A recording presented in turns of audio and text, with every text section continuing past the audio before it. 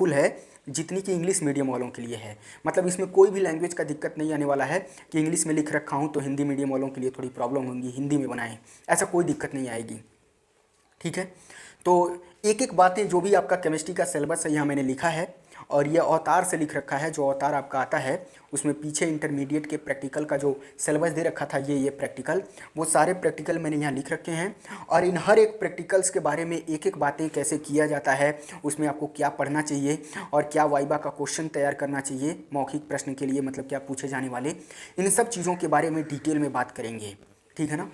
लेकिन सबसे पहले एक बात जो बहुत इंपॉर्टेंट है, जो बहुत लोगों को एकदम मतलब परेशान करती है, और बहुत लोग इसके बारे में जानते भी होंगे तो उनके लिए बहुत आम बात हो सकती है, कि जो है केमिस्ट्री वाले प्रैक्टिकल के दिन होगा क्या असल में। बहुत लोग तो ये सोचते हैं कि मतलब उस दिन क्या होगा, कैसे होगा प्रैक्टिकल। और बहुत लोग कभी प्रैक्टिकल किए नहीं होते हैं, कि हाँ कभी लैब में गए ही नहीं, या गए भी तो जो है एक आध प्रैक्टिकल वो भी सही से नहीं किए और चले आए। तो बहुत लोग अगर ऐसे हैं तो उनके मन में भी ये चल रहा होता है कि असल में जो प्रैक्टिकल होगा उस दिन क्या होगा, एग्जामिनर आएगा तो उस दिन क्या चीज़ें होंगी। तो उसके बारे में सबसे पहले बात करते हैं कि जिस दिन आपका प्रैक्टिकल होगा उस दिन आपको बुलाया जाएगा, तो उस दिन आपके साथ क्या घटनाएं घटने वाली हैं। तो अभी तक पिछले ज़माने की बात करूं, जैसे होते आया है, जो मैं जान रहा हूं, उसके हिसाब से क्या होता है कि जब आप वहां पे जाएंगे, जिस दिन आपको बुलाया जाएगा कि आपका प्रैक्टिकल है, अपने स्कूल आप या सेंटर पे जहां भी आपका प्रैक्टिकल होगा, जब आप वहां पे पहुंचेंगे तो उस दिन आपको आपका जो भी सिलेबस है केमिस्ट्री के प्रैक्टिकल का, उसमें से प्रैक्टिकल मिलेगा जो आपको करना होगा। तो नियम ये कहता है कि आप प्रैक्टिकल करिए, और जैसे जैसे करिए वैसे वैसे उसको लिखिए। जो भी प्रैक्टिकल आपने कॉपी में लिख रखा है, सिलेबस में है, उसी में से आपको प्रैक्टिकल मिलेंगे।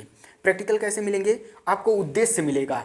जो उद्देश्य होता है ना कि दिए गए मिश्रण में से अम्लीय मूलकों और क्षारीय मूलकों का परीक्षण करिए, find out acidic and basic radical, हाँ, फ्रॉम गिवन मिक्सचर। जो भी गिवन मिक्सचर है उसमें से एसिडिक और बेसिक रेडिकल, अल्कलाइन रेडिकल्स जो होते हैं उनको जो है पता करना होता है। तो इस तरह से जो उद्देश्य होता है, ऐसे ही उद्देश्य दिया रहेगा और वो क्लासिफाइड रहेगा। हो सकता है ऐसा हो कि मतलब इतने रोल नंबर तक वाले जो है ये प्रैक्टिकल करेंगे, ये है, और बाकी इतने रोल नंबर वालों के लिए ये प्रैक्टिकल है, और बाकी इतने रोल नंबर वालों के लिए ये प्रैक्टिकल है। हो सकता है, बहुत कम ही है, तो सब में से एक एक प्रैक्टिकल हो हर एक विद्यार्थी के लिए, और जैसे 2-3 है तो उसमें से कुछ के लिए एक हो, कुछ के लिए दूसरा वाला हो। या हो सकता है, ये बताया भी नहीं गया उसमें, कि जितने तरह के प्रैक्टिकल यहाँ पे सिलेबस में हैं उसमें से कुछ ही प्रैक्टिकल करने हों, अथवा करके, या तो ये करिए या तो ये करिए, ऐसे करके उसमें बना दिया गया हो, ऐसा भी हो सकता है। लेकिन जो भी आपका सिलेबस है, इसी में से आपको उद्देश्य या ऑब्जेक्ट मिलेगा, और आपको उस उद्देश्य के अकॉर्डिंग प्रैक्टिकल करके अपनी कॉपी में लिखना है। यानी सबसे इम्पॉर्टेंट चीज़ है कि आप कॉपी को लिखेंगे। जो कॉपी आपकी चेक होगी और आपको उस पर नंबर मिलेगा, जो भी रिटन पे नंबर निर्धारित होगा उसके कॉपी लिखने के हिसाब से। तो क्या करेंगे, कैसे कॉपी लिखेंगे, तो कॉपी लिखने का 3 तरीका है। पहला तरीका तो ये है, सबसे बेस्ट जो है, कि आपको प्रैक्टिकल अच्छे से आता हो, आप प्रैक्टिकल किए हों, और आपको उद्देश्य मिला कि जो है ऑक्जेलिक अम्ल की सहायता से जो है KMnO4 विलयन का जो है मोलरता पता करिए। तो आपको ये प्रैक्टिकल आता हो, आप कीजिए उसको, हाँ, पूरा करके जैसे जैसे किए हैं वैसे लिखिए और फाइनली रिजल्ट लिखिए। तो एक ये तरीका है। दूसरा ये तरीका है कि जो है आप टूटा फूटा जो आता है, जो याद किया है, उसको लिखिए कैसो भी करके। मतलब जो भी थोड़ा बहुत प्रैक्टिकल पहले से ही प्रैक्टिकल अच्छे से याद कर लिया है, भले ही प्रैक्टिकल किया नहीं, लैब में नहीं गए हैं, लेकिन आपने प्रैक्टिकल ही पूरा याद कर लिया है कि कैसे कैसे लिखना है। तो आप प्रैक्टिकल नहीं भी करेंगे तब भी पूरा कॉपी में लिख देंगे तो अच्छे से आपकी कॉपी लिखा जाएगी। दूसरा तरीका ये हो सकता है। और तीसरा तरीका ये होगा कि जो है आपको प्रैक्टिकल भी नहीं याद है, आपने प्रैक्टिकल भी नहीं किया है, तो भी आप याद करने की जो कोशिश कर रहे हैं इन दिनों में, उससे जो भी आपको टूटा फूटा याद है ज़रूर याद हो जाएगा। तो आप उसके हिसाब से उसमें प्रैक्टिकल अपना उद्देश्य पढ़ के कि ये वाला उद्देश्य है तो इसका कैसे होता है वो आप लिख दीजिए। अभी मैं हर एक प्रैक्टिकल के बारे में डिटेल में बात करूँगा, हर एक प्रैक्टिकल का, तो आप उसके बारे में वहाँ पर लिख दीजिए। तो ये काम होता है कि आपको कॉपी लिखना होता है। कॉपी आप लिखेंगे तो उसके बेसिस पे आपको जो भी कॉपी का नंबर होगा वो मिलेगा। फिर अगला काम आपका होगा कि आपका रिकॉर्ड चेक किया जाएगा। जो क्लास के आपके टीचर होंगे वो होंगे और एग्जामिनर होंगे वो होंगे, तो आप कैसे आते थे, आपका बिहेवियर कैसा था, ठीक है ना, अटेंडेंस कैसी थी, देखा तो ये सब भी जाता है। आपने लैब में कितने दिन प्रैक्टिकल किया, प्रैक्टिकल के दौरान आप कितने मतलब एक्टिव रहे, आपकी फाइल कैसी बनी है, आपका चार्ट पेपर कैसा बना है, ये सब चेक किया जाता है, रिकॉर्ड। और रिकॉर्ड जो है मुझे नहीं लगता कि कोई इसमें जो है कट पाएगा, क्योंकि लगभग सब बच्चे जो है अपना फाइल बना ही रहते हैं और अपना चार्ट पेपर एक जो मैं बोला हूँ जैसे बनाने के लिए, उसके बारे में मैं एक वीडियो भी बना के चैनल पे डाल दिया हूँ। तो अगर आपने वो वीडियो नहीं देखा है तो आप उसको देख लीजिए कि आप अपने लिए एक चार्ट पेपर खरीद के उस पर कोई चीज़ केमिस्ट्री से रिलेटेड, जो कि वीडियो में मैंने बहुत सारे ऑप्शन बताए हैं, आप उस पर बना लीजिए। तो आप दिखा देंगे कि सर मैंने ये चार्ट पेपर भी बनाया है और मैंने ये कॉपी भी लिखी है। तो कॉपी और चार्ट पेपर जो है चेक किया जाएगा तो लगेगा कि हाँ आप इस चीज़ से रिलेटेड थे, आप इसको हवा हवाई नहीं बना रखे थे, थोड़ा बहुत काम आपने इस पर किया है। तो ये रिकॉर्ड चेक किया जाएगा आपको। और आपके टीचर हो सकता है कि मतलब उस समय बता दें, ये भी एक नियम हो सकता है कि टीचर बोले कि हाँ ये अच्छा बच्चा है, ये ख़राब बच्चा है। वैसे ख़राब किसी को कोई टीचर बोलता नहीं उस टाइम पे, और सबको रिकॉर्ड में अच्छा नंबर ही मिल जाता है अगर आपने फाइल बनाई है और आपने चार्ट पेपर या उससे रिलेटेड कोई प्रोजेक्ट और बना के टीचर को दिखाया है, तो मतलब वहाँ पे पेश किया है। तो बहुत केसेस में ऐसा भी होता है कि उसका कोई मतलब ही नहीं होता, फाइल वहाँ फेंका रही है, जमा हो रही है, चार्ट पेपर वहाँ जमा हो रहा है और उसका कोई मतलब नहीं है। और फाइनली वाइवा के समय आप अपना जो है फाइल और चार्ट पेपर लेके जाते हैं, वो दोनों फेंक दिया जाता है और आपसे क्वेश्चन पूछा जाता है। तो तीसरी घटना जो आपके साथ होगी वो होगा आपका मौखिक यानी वाइवा होगा। कॉपी लिखेंगे, रिकॉर्ड चेक होगा और उसके बाद आपका तीसरे नंबर पर होगा वाइवा।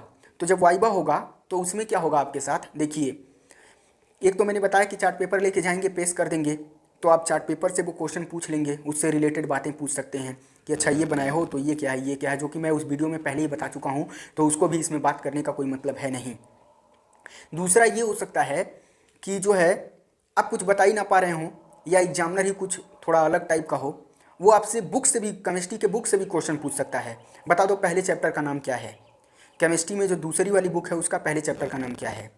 या फिर आपने प्रैक्टिकल किया ऑक्जेलिक एसिड का, मतलब टाइट्रेशन वाले में, तो पूछ देगा ऑक्जेलिक एसिड का अणुभार बता दो। अच्छा आ गए हो वाइवा देने, कौन सा प्रैक्टिकल किया है, तो बोलेंगे ये प्रैक्टिकल।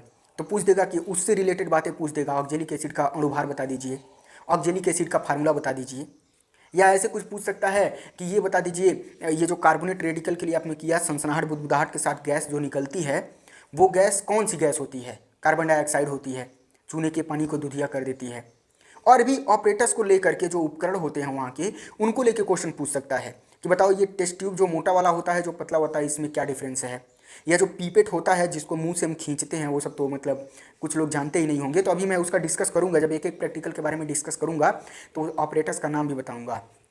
तो जो पीपेट होता है उसको मुंह से क्यों खींचते हैं, ऐसा पूछ सकता है क्वेश्चन। या ये क्वेश्चन पूछ सकता है कि जो ब्यूरेट होता है उसको जो है जब हम यूज करते हैं तो उसके पहले हम उसको धुलते क्यों हैं, क्यों उसमें जो है वो सॉल्यूशन डाल के केमेनोफोर का उसको खड़बड़ा के उसको गिराते क्यों हैं।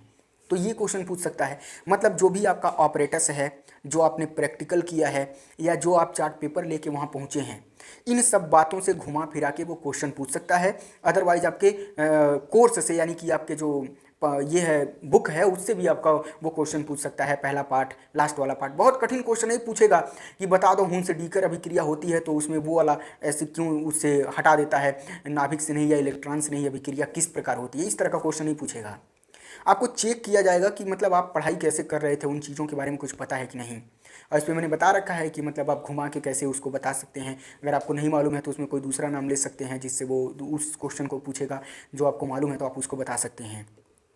तो वाइवा के लिए आप तैयार रहिएगा और आप रिकॉर्ड के लिए ना डरिए, क्योंकि रिकॉर्ड आपका अच्छा ही रहेगा, टीचर सबको अच्छा ही बोलेगा, वहाँ किसी को ख़राब नहीं बोलेगा। फाइल सब लोग बनाए होंगे, चार्ट पेपर सब लोग बनाए होंगे, ज़्यादातर वो फाइल और चार्ट पेपर को खोल खोल के पढ़ने भर का टाइम रहता नहीं है, तो उसको चेक करने का कोई मतलब होता नहीं है। आपका वाइवा होगा, वाइवा कभी कभी ऐसे भी होता है कि 5 लोगों को 8 लोगों को बुला लेगा और खड़े हो जाएंगे 5-8 लोग और पूछेगा, 5-8 लोगों से एक ही बार में क्वेश्चन पूछेगा। कोई क्वेश्चन उठा देगा और पूछेगा, तो उसमें कुछ लोग ताकते रहते हैं, इसे देखते रहते हैं कि अच्छा क्या बोलें, और कुछ लोग ऐसे होते हैं जो सन से उसी में बोल देते हैं, टूटा फूटा ही बोल देते हैं, तो उनसे वो और क्वेश्चन घुमा के पूछ लेते हैं। तो इस तरह से जब कई बार आप क्वेश्चन बताएंगे उसी में टूटा फूटा सही गलत, तो आपका नाम पूछ के कि ये बच्चा लगता है थोड़ा ठीक ठाक है, तो उसमें मार्किंग कर लेते हैं कि इसको थोड़ा 30 में 30 देना है और बाकी लोगों को 28 देना है, और बाकी लोगों को 27-26 वालों को भी उसमें वो जज कर लेते हैं। तो वहाँ पे आपके लिए अच्छा ये है कि जब 5 लोगों में बुलाए तो अगर क्वेश्चन पूछ रहा है तो सामने से बोलिए। और कितने कितने अच्छे एग्जामिनर भी होते हैं तो बारी बारी से सब लोगों से, भले ही 5 लोगों को बुलाते हैं लेकिन सबसे एक एक तरह का क्वेश्चन पूछ लेते हैं। तो वहाँ पे सजग रहना है, आपको इन सब बातों को ध्यान देना है। और सबसे बड़ी बात जो मैं हमेशा कहता हूँ कि जाना है ना तो डरना नहीं है। वाइवा देने गए, पूछ लिया तो डर के खड़बड़ा गए अंदर से और कुछ बोल ही नहीं पाए, और तब तक दूसरा क्वेश्चन उठा के दूसरे से पूछ लिया, आप कुछ नहीं कर पाए, तो बाद में पछताएंगे, हाँ बोल दिए होते तो बहुत अच्छा रहता। एक एक नंबर बहुत मायने रखता है।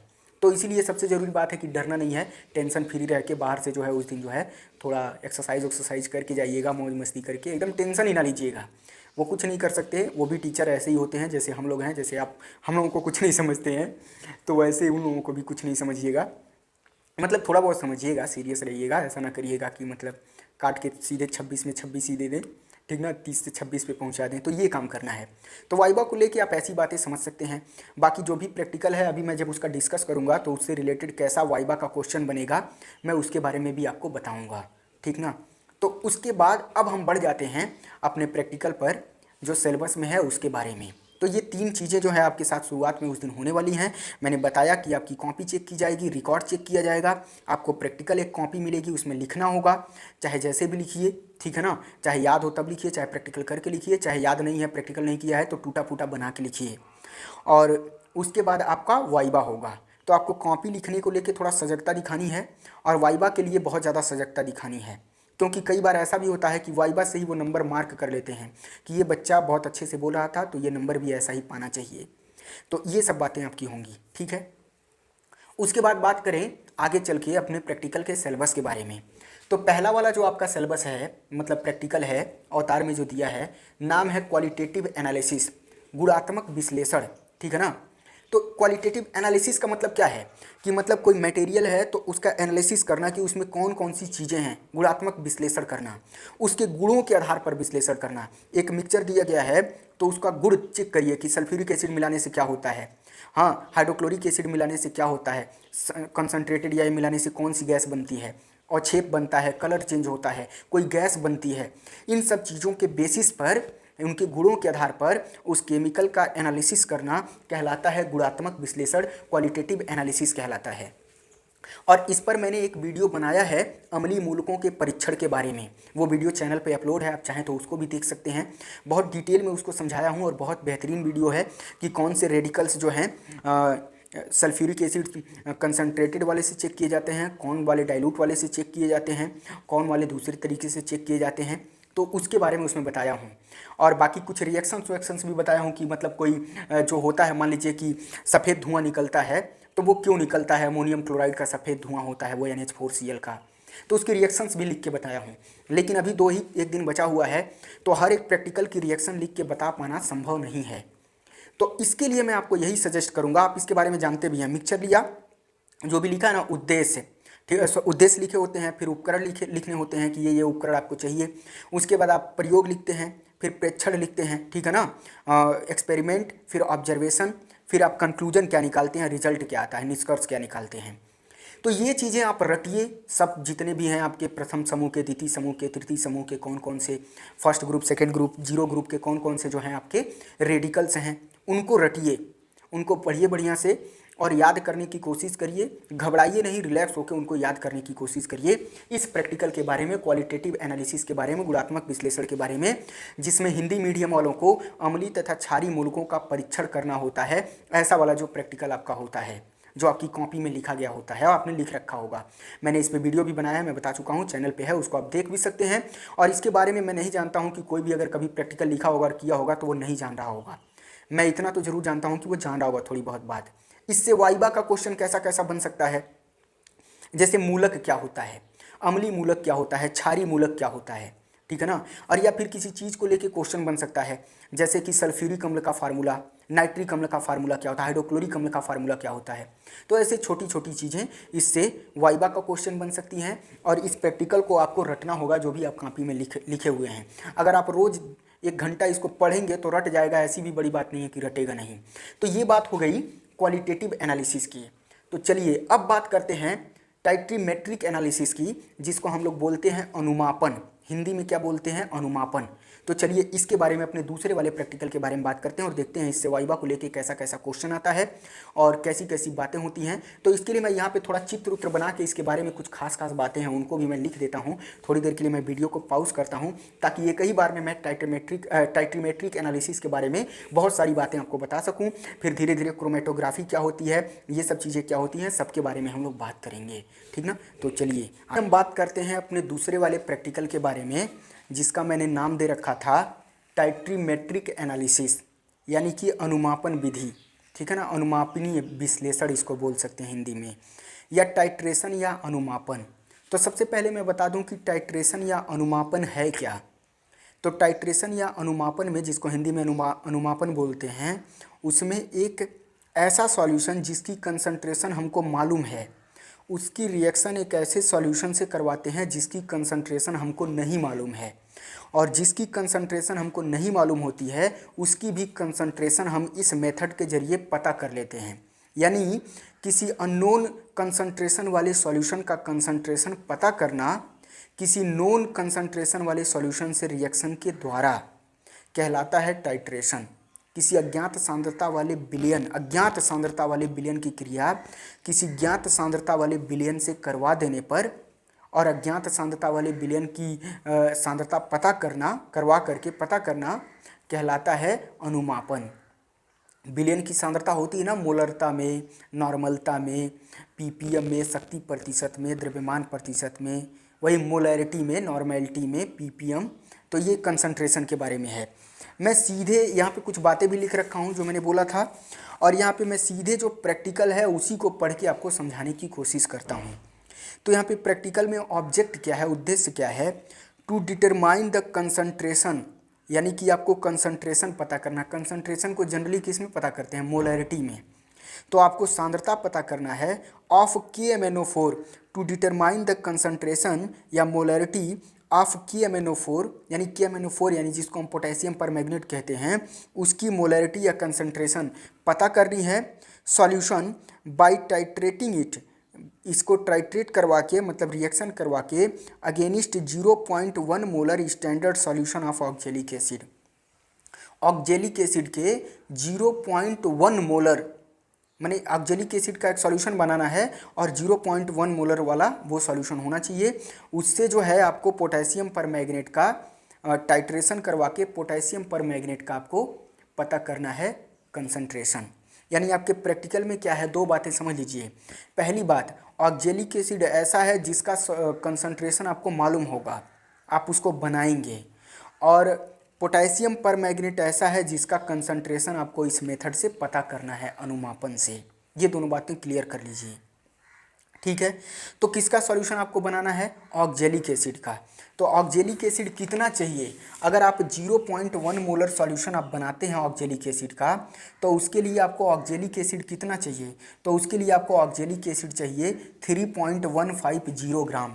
ये मैंने कहाँ से लिखा है, तो इसी में एक फार्मूला दिया हुआ है, आप जानते भी होंगे कि मोलैरिटी बराबर क्या होता है, number of mole upon volume in litre. तो नंबर ऑफ मोल और वॉल्यूम इन लीटर, तो वॉल्यूम इन लीटर रहने दीजिए, और number of mole is equal to होता है mass upon molar mass. Number of मोलों की संख्या क्या होती है, मोलों की संख्या या अणुभार बराबर क्या होता है, भार अपॉन मोलों की संख्या बराबर भार बटे अणुभार होता है। और अगर आप मोलैरिटी निकालना चाहते हैं, सॉरी मैं कितना घबरा रहा हूँ, एक सेकेंड। मोलैरिटी यानी कि कंसंट्रेशन, मोलरता बराबर होती है मोलों की संख्या बटे आयतन लीटर में, यानी कि number of moles upon volume in litre, और नंबर ऑफ मोल्स होता है मास अपॉन मोलर मास। तो मास मालूम करना है, यानी कितना ग्राम आपको चाहिए ऑक्जेलिक एसिड, वजन में कितना चाहिए, ताकि आप उसका 0.1 मोलर वाला सॉल्यूशन बना पाएँ।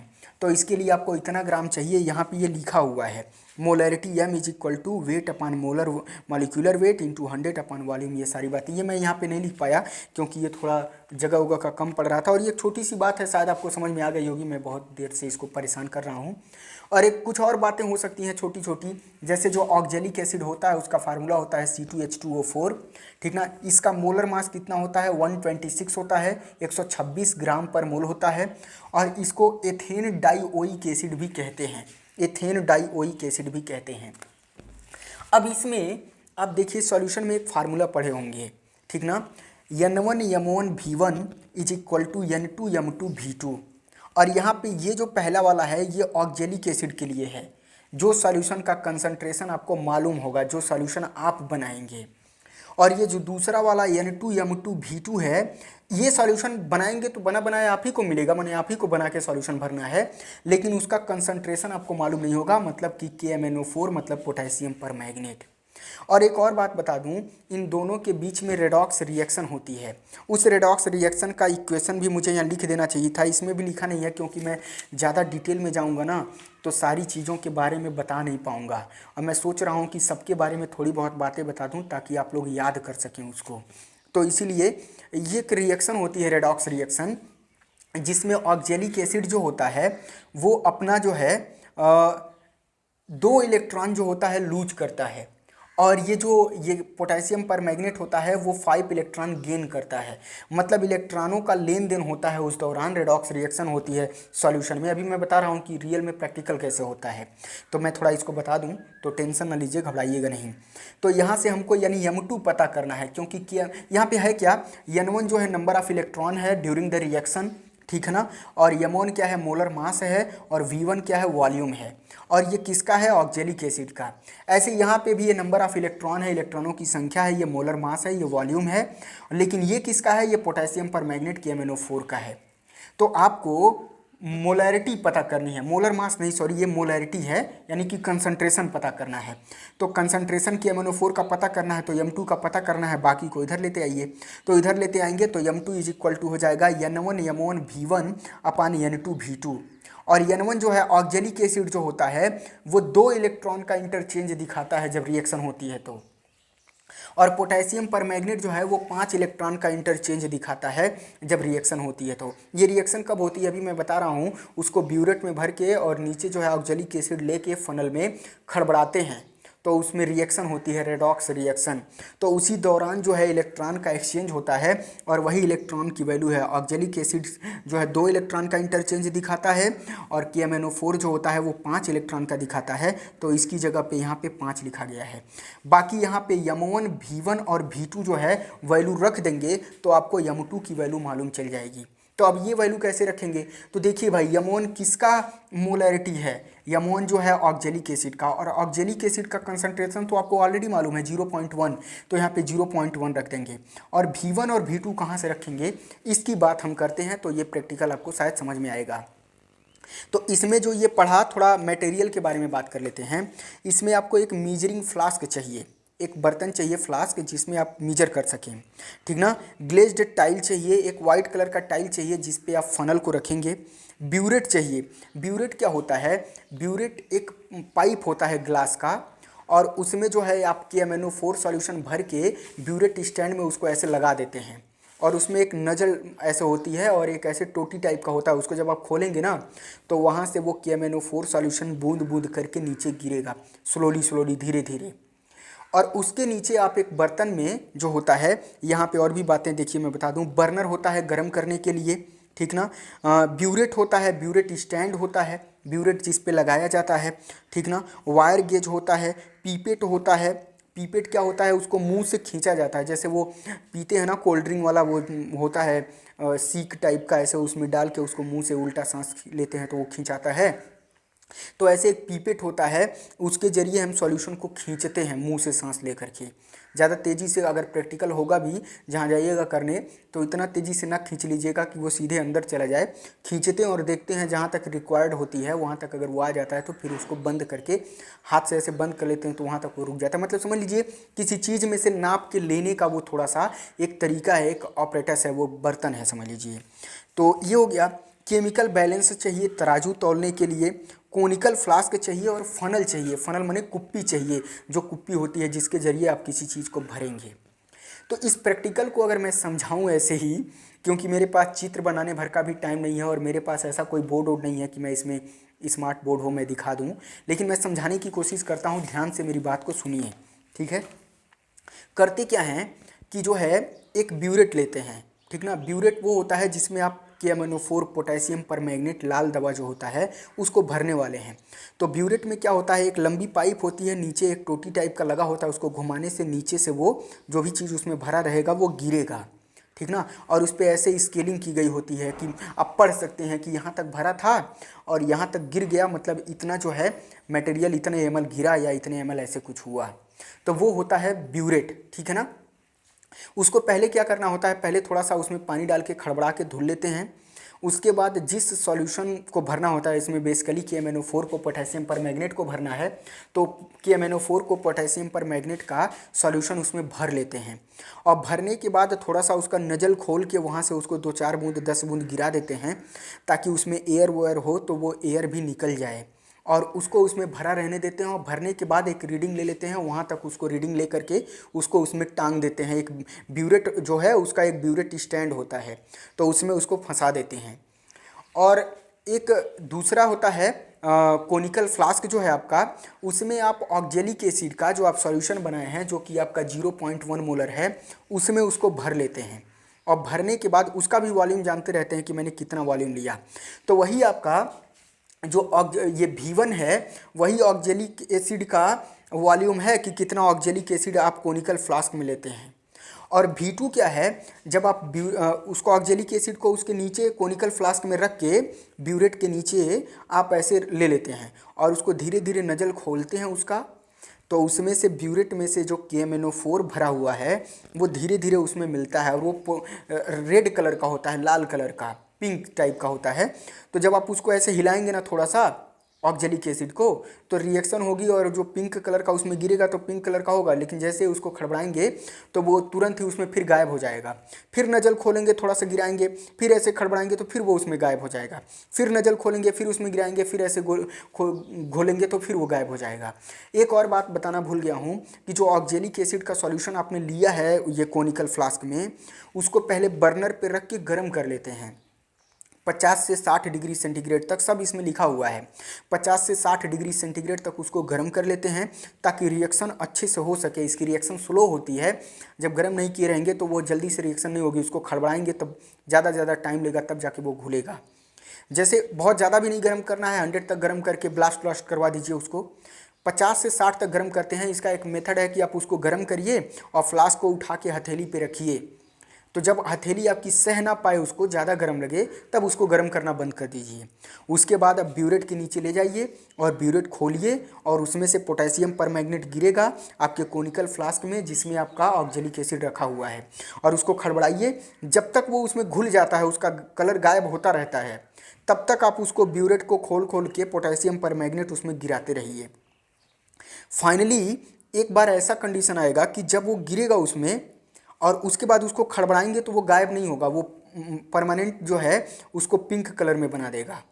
तो उस कंडीशन में आप ब्यूरेट को रोक दीजिए और उसमें आप पढ़िए कि ब्यूरेट में जो पोटेशियम परमैंगनेट भरा था, शुरुआती रीडिंग जितनी थी उसके बाद अब घट के कहाँ तक आ गया है, तो कितना वॉल्यूम जो है पोटेशियम परमैंगनेट का यूज हुआ वो हो गया V2, और कितना वॉल्यूम ऑक्जेलिक एसिड का लिया था वो हो गया आपका V1, ठीक है ना। और मोलर मास जो है, मोलैरिटी जो है ऑक्जेलिक एसिड की, वो तो मालूम है, सॉरी 0.1 मोल, तो वो रख दिया। और ये 2,5 कहाँ से आए हैं, रेडॉक्स रिएक्शन जो हुई है।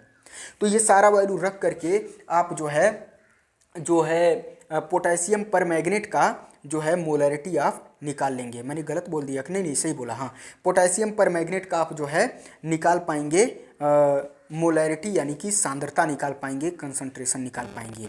तो ये आपका टाइट्रेशन मेथड है, और आई होप कि बात समझ में आई होगी, ठीक है ना। और अगर नहीं समझ में आई होगी तो क्या कर सकते हैं, टाइम बहुत कम है, जल्दी में बोला हूँ, समझाया हूँ। ये ऐसे ही होता है, ब्यूरेट होता है एक पतला सा पाइप, उसी में पोटेशियम परमैंगनेट भरते हैं। कितनी बार दोहराऊँ, वही बात दोहराऊँगा तो वीडियो बहुत लंबा हो जाएगा, ठीक ना। इस पे एक प्रैक्टिकल है, और ठीक इसी पे एक दूसरा प्रैक्टिकल भी है।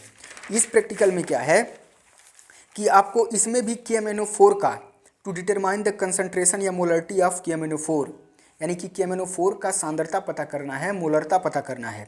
लेकिन इसमें आपको लेना है टाइट्रेशन के लिए, इसमें ऑक्जेलिक एसिड लिए थे, इसमें ऑक्जेलिक एसिड नहीं लेना है, इसमें आपको फेरस अमोनियम सल्फेट लेना है। मोहर सॉल्ट इसको बोलते हैं, फेरस अमोनियम सल्फेट को।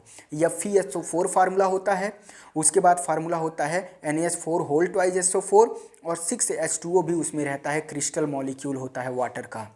तो ये होता है मोहर सॉल्ट, इसको लेना है। इसमें क्या लिए थे, ऑक्जेलिक एसिड एक प्रैक्टिकल में, और एक दूसरे टाइप का यही प्रैक्टिकल दूसरे मेथड से है जिसमें आपको मोहर सॉल्ट लेना है, यानी कि फेरस अमोनियम सल्फेट लेना है। और सारा मेथड सेम है, बस इसमें ऑक्जेलिक एसिड लिए थे और इसमें फेरस अमोनियम सल्फेट लेना है, ठीक है ना, मोहर सॉल्ट लेना है, ठीक है। तो इसको आपको यहाँ ले लेना। अब इसमें अब अगर हम बात करें, ठीक ना, तो इसका भी सारा मेथड वही है, बस इसमें आपका जो है, इसमें ये जो है 1 इलेक्ट्रॉन लूज करेगा, फेरस अमोनियम सल्फेट जो है वो 1 इलेक्ट्रॉन लूज करेगा। तो यहाँ पे N1 की जगह 1 लिखा जाएगा, उसी का आपको मालूम होगा। जैसे इसमें ऑक्जेलिक एसिड लिया, यहाँ फेरस अमोनियम सल्फेट लेंगे तो यहाँ 1 लिखा जाएगा N1 की जगह। और ये तो 5 इलेक्ट्रॉन लूज इंटरचेंज करता ही रिएक्शन के दौरान, तो यहाँ पे N2 की जगह अभी भी 5 लिखा जाएगा और बाकी चीज़ें वही रख देंगे। तो आप मोलैरिटी जो है इस मेथड से आप पता कर पाएंगे। इसमें जो है कुछ बातें हैं, जैसे प्रिकॉशंस क्या हो सकते हैं, क्या क्या सावधानियां आपको रखनी है। तो बढ़िया से उसको नापिए, उसका जो ब्यूरेट है उसको खोल के थोड़ा सा सॉल्यूशन उसमें से गिरा लीजिए ताकि एयर वेयर रहे तो वो निकल जाए। और आप क्या कर सकते हैं, एक बोला गया है कि जैसे मान लीजिए आप उसको गिरा रहे हैं और गिरा के आप उसका जो है ये टाइट्रेशन बोल रहे हैं, कर रहे हैं उसमें से KMnO4 को, तो लास्ट में ऐसा ना हो कि ब्यूरेट में जो है वो ब्यूरेट में पाठ्यांक नीचे आ गया हो और जो वहाँ से टपक रहा वो टपका ना हो, उसी पे ऐसे लगा हुआ हो। तो ऐसे 2-1 बूंद जो है ब्यूरेट पे लगी नहीं होनी चाहिए। टूटा हुआ ब्यूरेट या टूटा हुआ कोनिकल फ्लास्क नहीं यूज करना है। यही सब इसके प्रिकॉशंस हैं, ठीक ना। इस पे वाइबा पे भी कुछ क्वेश्चंस हैं, जरा इनको पढ़ता हूँ, जरा सुनिए। What specific name is given to the permanganate titration, यानी कि ये परमैग्नेट टाइट्रेशन का स्पेसिफिक नेम क्या है। तो इसका परमैग्नेट टाइट्रेशन का स्पेसिफिक नेम जो है वो है परमैग्नेट टाइट्रेशन ही है। ये क्वेश्चन पता नहीं कैसा क्या है, नहीं समझा। हाँ, परमैग्नेट टाइट्रेशन इसको बोलते हैं क्योंकि इसमें पोटेशियम परमैग्नेट यूज करते हैं। हालांकि इसको टाइट्रेशन बोलते हैं, टाइट्रेशन अनुमापन बोलते हैं हिंदी में। What is the primary standard, ठीक ना। तो प्राइमरी स्टैंडर्ड क्या है, तो प्राइमरी स्टैंडर्ड यानी कि प्राथमिक सॉल्यूशन क्या होता है जिसका आपको सांद्रता मालूम होता है। जैसे इसमें आपको ऑक्जेलिक एसिड का मालूम था और इसी का जो दूसरा वाला प्रैक्टिकल था जिसमें आपको क्या मालूम था, फेरस अमोनियम सल्फेट का सॉल्यूशन का कंसंट्रेशन मालूम रहेगा, सांद्रता मालूम रहेगा। और क्या है, ये है which indicator is used in the permanganate titration. बहुत बढ़िया क्वेश्चन है। इसमें ये असल में रेडॉक्स रिएक्शन है, तो रेडॉक्स रिएक्शन में कौन सा इंडिकेटर यूज होता है। इंडिकेटर का मतलब है कि सूचक, किससे पता चलता है कि अब रिएक्शन को रोक दीजिए। तो जो पोटेशियम परमैग्नेट जो ब्यूरेट में भरा होता है रेड कलर का, वही खुद एक इंडिकेटर का काम करता है जिससे रिएक्शन हो रही है। तो पोटेशियम परमैग्नेट जो है एक्ट एज सेल्फ इंडिकेटर, खुद वो इंडिकेटर का काम करता है, सूचक का काम करता है। ये क्वेश्चन बहुत बेहतरीन हो सकता है इस प्रैक्टिकल के लिए कि इसमें सूचक का काम कौन करता है। तो सूचक का काम पोटेशियम परमैग्नेट लाल दवा ही करती है। क्वेश्चन पूछा जाएगा सूचक क्या होता है, तो सूचक वही होता है जो किसी रिएक्शन के कंप्लीट होने की जानकारी देता है। जैसे मान लीजिए जब उसको खड़बड़ा रहे थे कोनिकल फ्लास्क को, तो ऑक्जेलिक एसिड में वो घुल जा रहा था पोटेशियम परमैग्नेट, और जब घुलना बंद हो गया तो मालूम चल गया अच्छा रिएक्शन कंप्लीट हो गई, अब रोक दो। तो वो किसी रिएक्शन के कंप्लीट होने की जानकारी देते हैं, उन्हीं को बोलते हैं इंडिकेटर। तो इसमें पोटेशियम परमैग्नेट ही इंडिकेटर का काम करता है। उसके बाद केमिकल फार्मूला ऑफ मोहर सॉल्ट क्या होता है, तो NaS4 whole twice SO4 FeSO4 और 6H2O जो होता है अभी बता चुका हूँ। ये कुछ क्वेश्चन इसमें से आए थे, सावधानियाँ पढ़ लीजिएगा। बाकी इसमें लिखा ही है, कॉपी में लिखा ही होगा, तो इसको भी देख लीजिएगा। अब हम अगली बात कर लेते हैं क्रोमेटोग्राफी की, ठीक ना। ये क्रोमेटोग्राफी क्या है, ये भी एक बहुत बेहतरीन प्रैक्टिकल है और इसको भी लैब में ऑपरेटर्स न होने की वजह से मतलब ये कर नहीं पाया गया है, ठीक ना। तो इसके बारे में मैं बताता हूँ, इसको मिटाता हूँ और कुछ बातें मैं इसकी जानकारी आपको लिख देता हूँ ताकि आप इसको भी याद कर सकें। उसके बाद ये सब बातें आएंगी, बहुत अच्छी अच्छी सारी बातें आज इस प्रैक्टिकल में हम लोग कर डालेंगे इस वीडियो में, ठीक ना। तो थोड़ी देर के लिए वीडियो बात करते हैं अपने तीसरे वाले प्रैक्टिकल के बारे में। यहाँ पे जो मैंने आपके अवतार से लिख रखे हैं और सिलेबस के हिसाब से, जिसका नाम है क्रोमेटोग्राफी। ठीक ना। क्रोमेटोग्राफी एक मेथड है, एक तरीका है जो ये बताता है कि किसी सॉल्यूशन के प्रति कोई दूसरा चीज़ कितना ज़्यादा फ्रेंडली है, मतलब कोई सॉल्यूशन के साथ कोई दूसरा वाला चीज़ कितना घुलना चाहता है, उसके साथ में कितना ज़्यादा होमोजीनियस होना चाहता है। ठीक ना। तो इस मेथड पे ये काम करती है और ये कई तरीके से की जाती है, लेकिन यहाँ पे हम पेपर से करेंगे, एक अलग तरह का पेपर होगा, तो इसीलिए इसको पेपर क्रोमेटोग्राफी भी बोलते हैं। कागज़ वर्ण लेखनी हिंदी में बोलते हैं, हिंदी में पेपर वर्ण लेखनी विधि या पेपर वर्ण लेखन, हाँ, या पेपर क्रोमेटोग्राफी इसको बोलते हैं। तो ये बात है। तो बेसिकली इसमें होता क्या है, इसमें हमारे पास जो अभी आपके लिए प्रैक्टिकल में जो आपके सिलेबस में है उसके हिसाब की बात कर रहा हूँ कि अभी तो प्रैक्टिकल में दे रखा है कि मतलब आप पत्तियों का, फूलों का अलग अलग कलर को आपस में मिला के एक जो है सॉल्यूशन बनाइए और उस सॉल्यूशन को अलग अलग करके पता करिए। मतलब इसमें जो है हम एक मिक्सचर में से कई चीज़ों को अलग अलग कर सकते हैं। मेन इस प्रैक्टिकल में यही काम होता है, मतलब इस चीज़ के ज़रिए, इस विधि में यही काम करते हैं कि किसी मिक्सचर में से कई तरह की चीज़ों को हम सेपरेट कर सकते हैं, अलग अलग कर सकते हैं। ठीक ना। और अलग अलग कर सकते हैं तो इसमें हम करते क्या है बेसिकली, ये मतलब कैसे होगा प्रैक्टिकल, इसी की बात करते हैं। तो इसमें एक पेपर होता है, उस पेपर का नाम होता है वॉटमैन फिल्टर पेपर। ये अलग अलग साइज का आता है। तो अभी आपके प्रैक्टिकल के लिए जो साइज है उसका साइज होगा 1, और वो पेपर ऐसे ले लेते हैं और उस पेपर में नीचे से एक पॉइंट बना लेते हैं, हाँ, जिसको रेफरेंस पॉइंट कहते हैं, आधार बिंदु कहते हैं। और इस पॉइंट पे मतलब एक लाइन खींच लेते हैं। किससे लाइन खींचते हैं? पेंसिल से। पेंसिल से एक लाइन खींच लेते हैं, अच्छी वाली पेंसिल से। ऐसे मैं आपको दिखाने की कोशिश करता हूँ। जैसे मान लीजिए वॉटमैन फिल्टर पेपर नहीं है ये, तो मतलब नॉर्मल पेपर है, तो उस पे ऐसे एक पेंसिल से जो है ऐसे एक लाइन खींच लेते हैं, एक निशान बना लेते हैं। आपकी बुक में लिखा है कि 3 सेंटीमीटर पे खींचते हैं, लेकिन कोई ज़रूरी नहीं है 3 सेंटीमीटर या 1 सेंटीमीटर पे भी खींच लीजिए, पर्याप्त दूरी पे निशान खींच लेते हैं। और खींचने के बाद एक मशीन होती है जिसमें इसको जो है ऐसे टांग देते हैं, एक ऑपरेटर उपकरण है उसमें इसको टांग देते हैं। लेकिन वो लैब में होता नहीं है, तो हम टेस्ट ट्यूब लेकर के भी उसमें ऐसा काम कर सकते हैं। तो करना क्या होगा, हमारे पास इस प्रैक्टिकल को करने के लिए 3 चीज़ें होंगी। एक, कोई आपके पास सॉल्वेंट दिया होगा। सॉल्वेंट कोई भी सॉल्वेंट वही लोग देंगे, क्योंकि अलग अलग चीज़ों के लिए, अलग अलग चीज़ों को सेपरेट करने के लिए अलग अलग तरह का सॉल्वेंट होगा। तो एक आपके पास सॉल्वेंट होगा जिसको आपको टेस्ट ट्यूब में भरना है, मतलब वो मशीन होती तो उस मशीन में भरना है, और लैब में मशीन नहीं अगर है तो आप ऐसे भी काम चला सकते हैं। एक टेस्ट ट्यूब में लेके वो सॉल्वेंट आपको भर लेना है थोड़ी दूरी तक, मतलब काफ़ी दूरी तक, मतलब 1-2 सेंटीमीटर ऊंचाई तक वो हो जाए, भर लेना है। उसके बाद वो पेपर लेना है जो वॉटमैन पेपर है, और उस पेपर में ऐसे एक बेस लाइन बनानी है, रेफरेंस लाइन जो बनानी है। और बनाने के बाद आपको एक मिक्सचर भी दिया गया होगा, एक सॉल्वेंट दिया गया होगा, एक मिक्सचर दिया गया होगा। तो वही मिक्सचर में अलग अलग चीज़ें मिक्स होंगी जिनको अलग अलग करना है। तो वो मिक्सचर में से आप एक किसी चीज़ से, जैसे ऐसे कोई पाइप वाइप टाइप का चीज़ रहेगा, तो उससे ऐसे टच करके, ऐसे जैसे वाइटनर लगाते हैं, ऐसे उसको उठाएंगे, और जहां आप रेफरेंस लाइन बनाए होंगे इसमें पेंसिल से खींच के, उसके बीचों बीच में ऐसे उसको रख देंगे।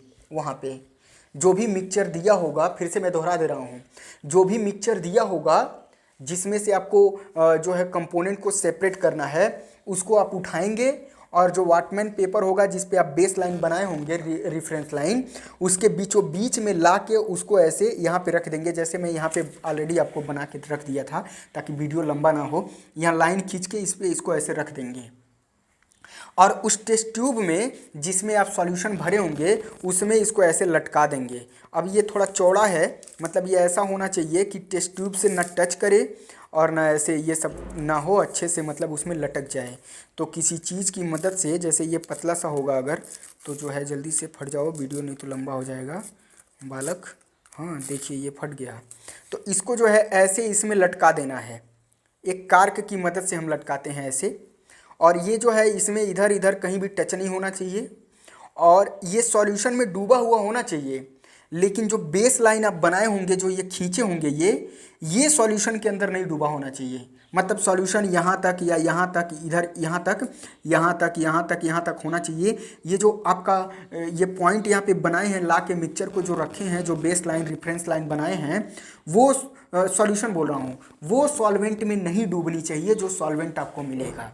ठीक ना, रिपीट कर दे रहा हूँ, 3 चीज़ें रहेंगी। एक सॉल्वेंट रहेगा जिसको आपको इसमें भरना है, एक मिक्सचर रहेगा जिसमें से आपको कंपोनेंट को सेपरेट करना है, और एक ये पेपर रहेगा जिस पे आपको एक लाइन खींच के मार्क बना लेना है, रेफरेंस लाइन बना लेनी है।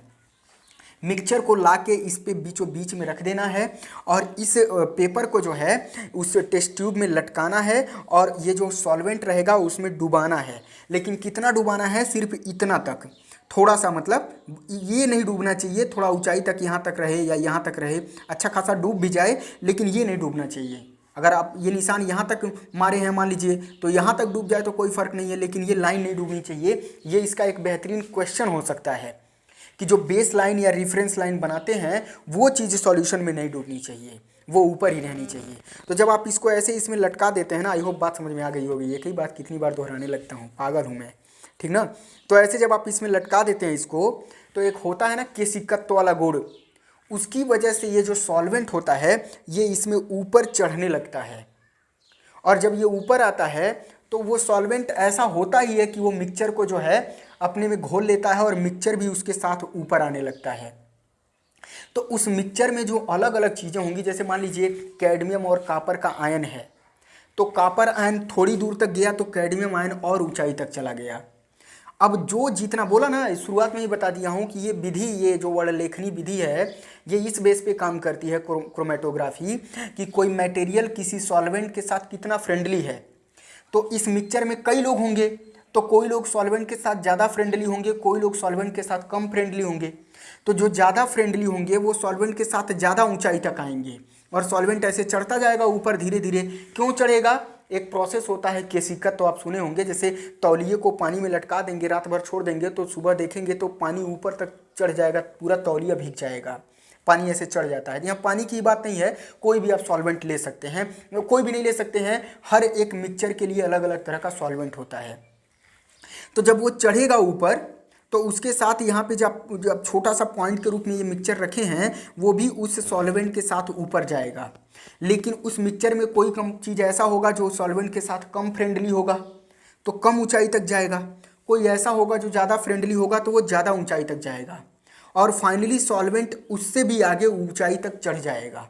बात समझ में आ रही है? तो इस तरह से ये अलग अलग इस मिक्सचर के जो कंपोनेंट होंगे वो अलग हो जाएंगे, और यही आपका प्रैक्टिकल है, और इसी को बोलते हैं क्रोमेटोग्राफी।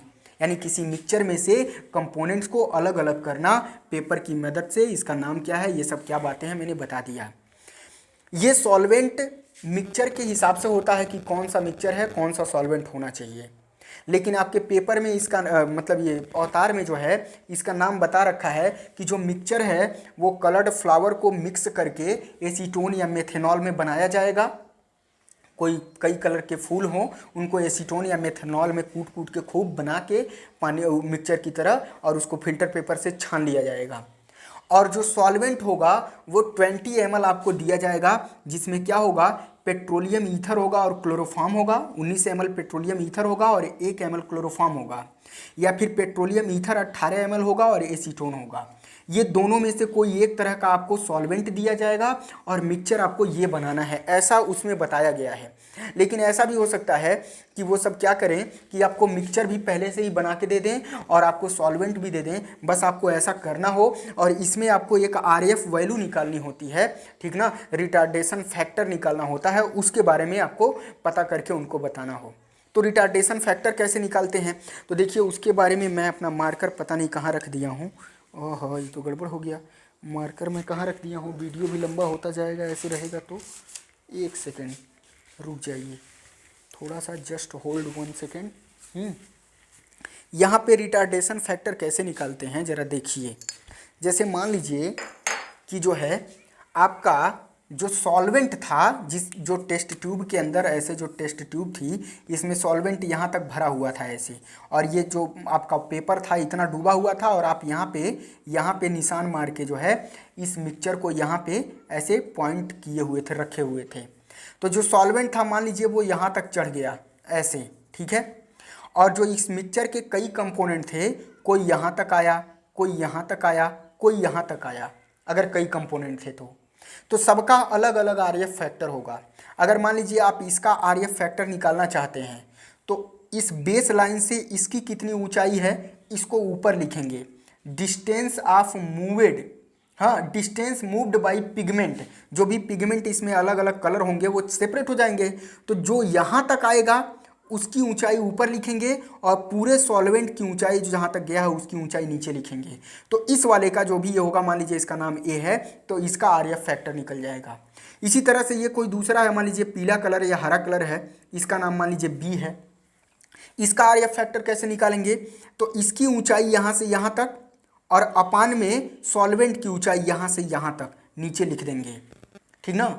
और कभी भी इसमें से कोई भी मिक्सचर होगा तो वो सॉल्वेंट से आगे नहीं जाएगा, यानी हमेशा जो भी मिक्सचर में पिगमेंट होगा या जो भी कंपोनेंट होगा, यहाँ तो पिगमेंट लेना है मैंने अलग अलग फूल पत्तियों का रंग, लेकिन जो भी कंपोनेंट होगा वो हमेशा सॉल्वेंट से नीचे ही रहेगा।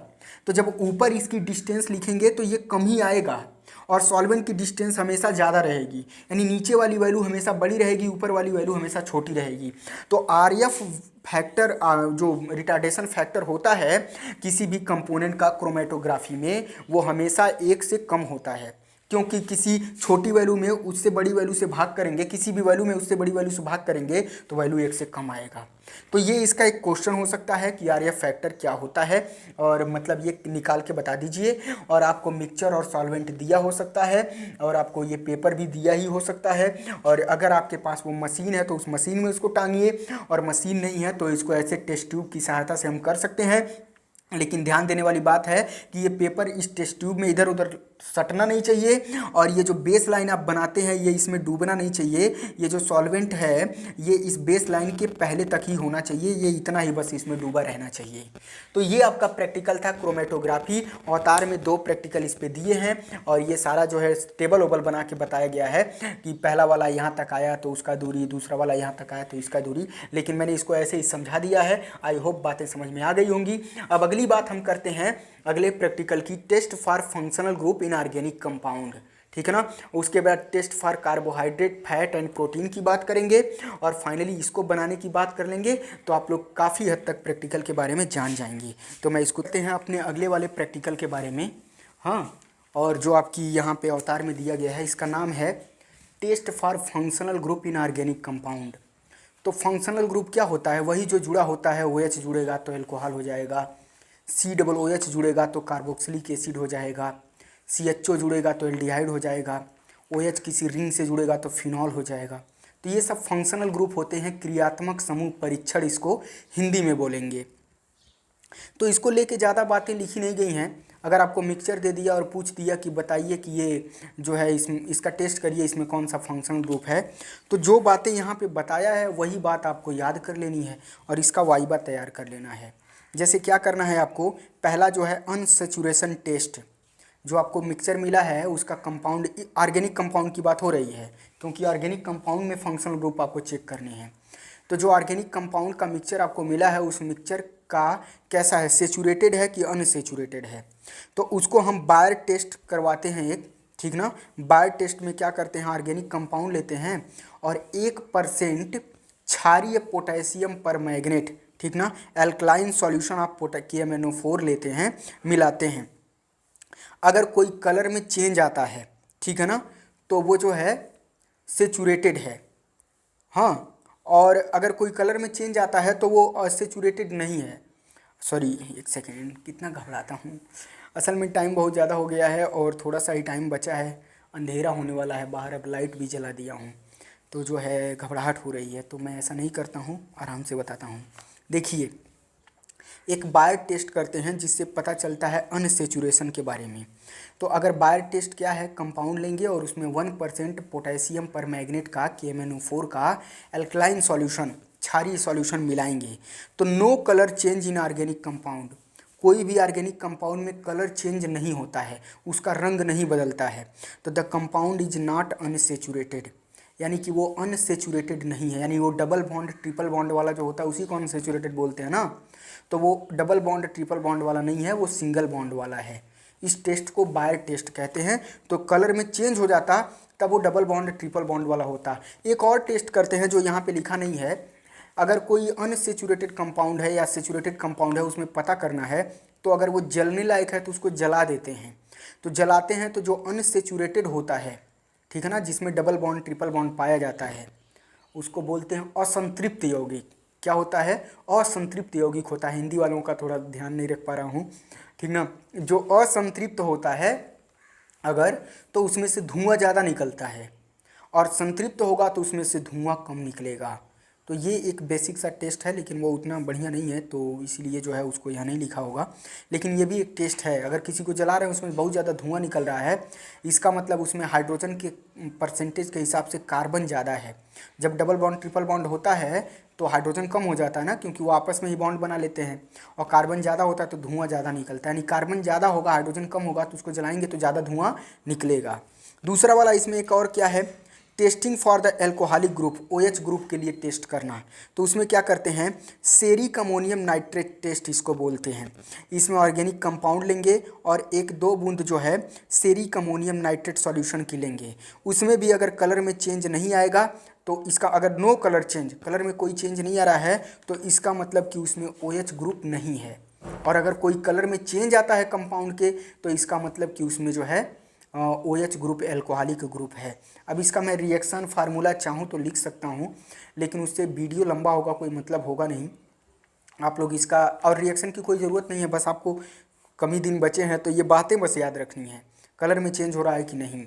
अब बाकी इसका छोटा मोटा वाइबा तैयार करिए, बायर रिएजेंट्स क्या होता है, इसका फार्मूला क्या होता है, यही सब, ठीक है। आगे बढ़ते हैं, फिनॉलिक ग्रुप टेस्ट। तो 0 से 2 ml कंपाउंड लेंगे, 2-3 ml 2 या 3 ml उसमें फेरिक क्लोराइड FeCl3 सॉल्यूशन मिलाएंगे। फेरिक क्लोराइड वही जो लैब में था, डालने पे जो खून जैसा लाल कलर हो जाता था, एसीटेट आयन को चेक करने के लिए यूज करते थे, तो वही फेरिक आयन सॉल्यूशन उसमें मिलाएंगे, ठीक ना। उसमें भी अगर कलर में चेंज नहीं आएगा तो इसका मतलब है फिनॉलिक ग्रुप नहीं है, ठीक है ना। और अगर कलर में चेंज आ गया तो फिनॉलिक ग्रुप है, ठीक ना। तो सेरिक अमोनियम नाइट्रेट अगर मिलाएंगे, कलर में चेंज आएगा तो एल्कोहल है, और फेरिक क्लोराइड मिलाएंगे और कलर में चेंज आएगा तो फिनॉल है, और इन दोनों को मिलाने से कलर में चेंज नहीं आता है तो न एल्कोहल है न फिनॉल है, ठीक ना। तो ये काम भी इसका ख़त्म हो गया। कार्बोक्सिलिक ग्रुप टेस्ट, इसमें क्या करेंगे, ऑर्गेनिक कंपाउंड ले लेंगे और उसमें NaHCO3 सोडियम हाइड्रोजन कार्बोनेट या सोडियम बाई कार्बोनेट मिलाएंगे। यानी ऑर्गेनिक कंपाउंड ले लेंगे और उसमें सोडियम हाइड्रोजन कार्बोनेट NaHCO3 या सोडियम बाई कार्बोनेट कुछ बूंदें मिलाएंगे। और अगर उसमें नो सेंसेशन जनरेटेड, अगर उसमें सनसनाहट होने लगती है, सनसन कुछ होने लगता है, तो उसका मतलब है कि उसमें COOH ग्रुप यानी कि कार्बोक्सिलिक ग्रुप है। लेकिन अगर सनसनाहट नहीं होती है तो इसका मतलब है कि उसमें कार्बोक्सिलिक ग्रुप नहीं है, ठीक ना। मुझे लिख ही देना चाहिए था इन सब बातों को, यहाँ पे आलस आ गई है, आलस के नाते लिखा नहीं, सुनाई दे रहा होगा साफ साफ, ठीक ना। वीडियो पीछे कर करके सुन लीजिएगा, ठीक हो। आगे बढ़ते हैं, test for carbonyl group. Carbonyl group वही होता है, C+O वाले को कार्बोनिल ग्रुप कहते हैं। एल्डिहाइड और कीटोन में ही होता है, कार्बोक्सिलिक अम्ल में भी होता है, एस्टर में भी होता है। एल्डिहाइड, कीटोन, कार्बोक्सिलिक अम्ल और एस्टर, ये चारों लोग कार्बोनिल यौगिक कहलाते हैं, क्योंकि इनमें C+O होता है। चलिए आगे बढ़ जाते हैं। तो इसको क्या करते हैं, ऑर्गेनिक कंपाउंड ले लेंगे और डाई नाइट्रोफेनिल हाइड्राजीन उसमें मिलाएंगे। 2-3 बूंद या 2 से 4 बूंद डाई नाइट्रोफेनिल हाइड्राजीन उसमें मिलाएंगे।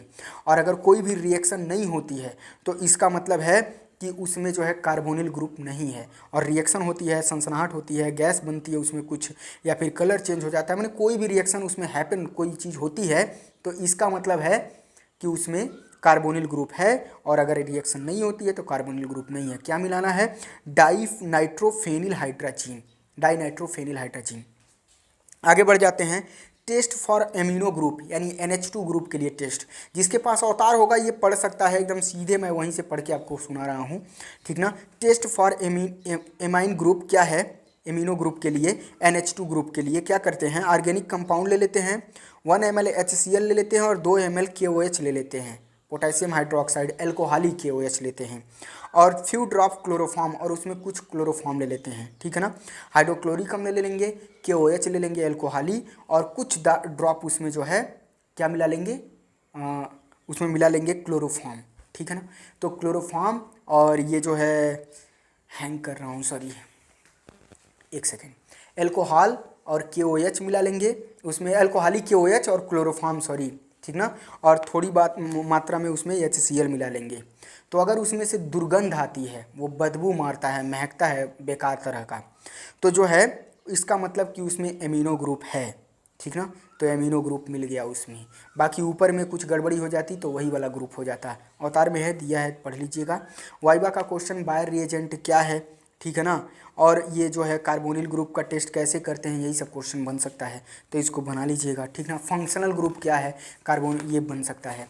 अब मैं लिखने जा रहा हूँ बारी बारी से इन चीज़ों के बारे में जो बहुत बेहतरीन है कि किसी कंपाउंड में, ठीक है ना, कार्बोहाइड्रेट, फैट और प्रोटीन का टेस्ट कैसे करते हैं।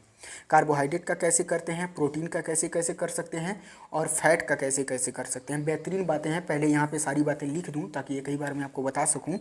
तो उसके बाद जो है अब आगे बढ़ेंगे, और उसके बाद एक ही बताना रहेगा, उसके बाद काम खत्म हो जाएगा, तो मौज आएगा फिर। निकल के बारे में, हाँ, ये वाला test for carbohydrate, fat and protein. तो test for carbohydrate, fat and protein में पहले कार्बोहाइड्रेट के टेस्ट के बारे में देख लेते हैं कि उसका टेस्ट कैसे करते हैं। तो यहाँ पे मैंने एक हेडिंग बना दी है, टेस्ट फॉर कार्बोहाइड्रेट। ऐसा करके प्रैक्टिकल भी है आपकी अवतार वाली जो क्या है वो बुक है ना, हाँ उसमें। तो अगर बात करें हम कि कार्बोहाइड्रेट, तो कार्बोहाइड्रेट मतलब क्या, कार्बोहाइड्रेट मतलब पॉलीहाइड्रोक्सी एल्डिहाइड या पॉलीहाइड्रोक्सी कीटोन।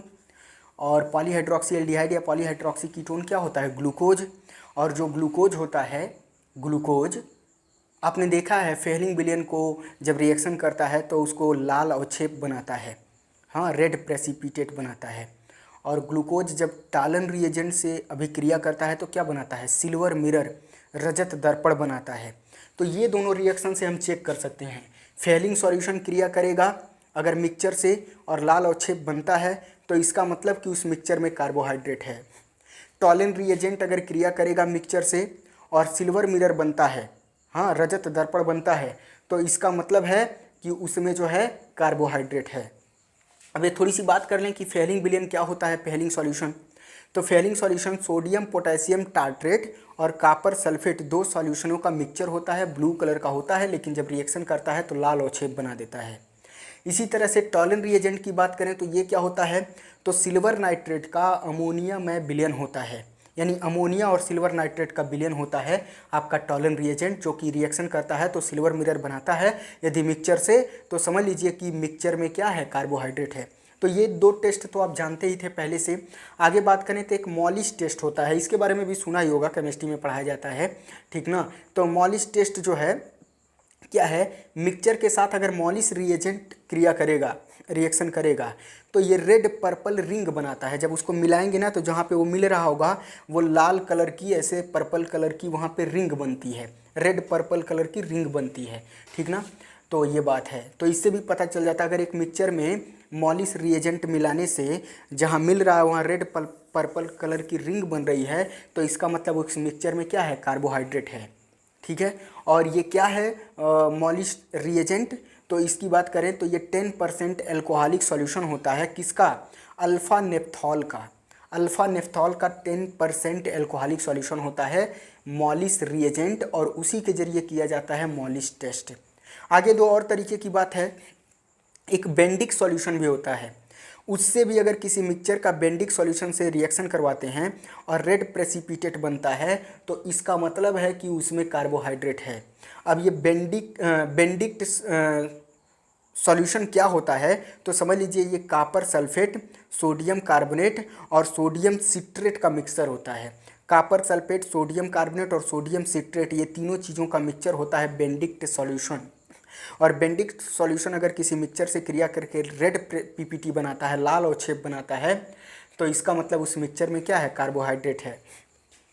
लास्ट एक और तरीके से चेक कर सकते हैं, आयोडीन से। अगर मिक्सचर से आयोडीन सॉल्यूशन का रिएक्शन करवाने पर ब्लू कलर मिलता है तो इसका मतलब है कि उसमें कार्बोहाइड्रेट है, लेकिन ये सिर्फ स्टार्च वाले को चेक करता है। स्टार्च और सेलुलोज में स्टार्च वाले को पहचानने के लिए ये टेस्ट किया जाता है, आयोडीन टेस्ट, आयोडीन सॉल्यूशन से रिएक्शन करवा के। तो ये था कार्बोहाइड्रेट टेस्ट, इसको आप चाहें तो उसमें से और बेहतर से पढ़ सकते हैं और ये बातें याद रख सकते हैं, ठीक ना। और आगे बात करते हैं, देखते हैं हम लोग कि फैट और प्रोटीन को कैसे चेक करते हैं। ये भी ऐसी ही बातें हैं, अभी जल्दी से ख़त्म कर देता हूँ। फिर फाइनली मैं आपको बता देता हूँ कि इनऑर्गेनिक कंपाउंड में अगर आपको फिटकरी बनानी है या ferrous ammonium salt, Mohr salt बनाना है तो कैसे बनाएंगे। फॉर फैट या ऑयल की, जैसे कार्बोहाइड्रेट के बारे में बात कर लिए, फैट के बारे में बात कर लेते हैं, फिर प्रोटीन के बारे में बात कर लेंगे। तो अगर फैट की बात करें तो सब बहुत आसान होता है फैट को चेक करना, ऑयल को चेक करना किसी मटेरियल में। पहली बात सॉल्युबिलिटी टेस्ट। तो देखिए जो फैट या ऑयल होता है वो ऑर्गेनिक कंपाउंड होता है, तो अगर पानी में किसी मटेरियल को घोल रहे हैं वो घुल नहीं रहा है तो हो सकता है कि उसमें फ़ैट हो। और दूसरा, अगर उसको आप एसीटोन में घोलते हैं, ठीक ना, और एसीटोन में वो अच्छे से घुल जाता है तो इसका मतलब है कि उसमें फ़ैट है। पानी में घोलने पे नहीं घुलता और एसीटोन में घोलने पे घुल जाता है तो इसका मतलब है कि उसमें फ़ैट है। तो आप अपने मिक्सचर को इस तरह से टेस्ट कर सकते हैं सॉल्युबिलिटी टेस्ट के ज़रिए कि उसमें फ़ैट या ऑयल है कि नहीं है। अगली बात करें तो एक एक्रोलीन टेस्ट होता है।